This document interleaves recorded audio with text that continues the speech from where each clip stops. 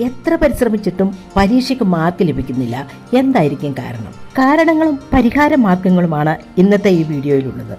പഠിക്കുമ്പോൾ മനസ്സിലാക്കി പഠിക്കാത്തതാണ് ഒന്നാമത്തെ കാരണം. ആശയങ്ങൾ മനസ്സിലാക്കാതെ കാണാപ്പാഠം പഠിച്ച് പരീക്ഷ എഴുതാൻ പോയാൽ മറന്നുപോകും. മനസ്സിലാകാത്ത പാഠഭാഗങ്ങൾ മറ്റുള്ളവരോട് ചോദിച്ച് മനസ്സിലാക്കാൻ മടി കാണിക്കരുത്. പരീക്ഷയ്ക്ക് നേരത്തെ പഠിച്ചു തുടങ്ങാത്തതാണ് മറ്റൊരു കാരണം.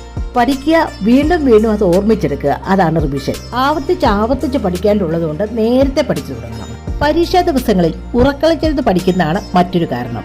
പഠിച്ച കാര്യങ്ങൾ തലച്ചോറിൽ സ്റ്റോർ ചെയ്ത് വെക്കുന്നത് ഉറക്കത്തിന്റെ സമയത്താണ്. പഠിച്ചുകൊണ്ടിരിക്കുമ്പോൾ ബ്രേക്ക് എടുക്കാതെ തുടർച്ചയായി പഠിക്കുന്നതാണ് മറ്റൊരു കാരണം. ഒരു സമയത്ത് തലച്ചോറിന് വളരെ കുറച്ച് കാര്യങ്ങളെ ഉൾക്കൊള്ളാൻ സാധിക്കുകയുള്ളൂ. അതുകൊണ്ട് ഇടയ്ക്കിടയ്ക്ക് ബ്രേക്കുകൾ എടുത്ത് വേണം പഠിക്കാൻ.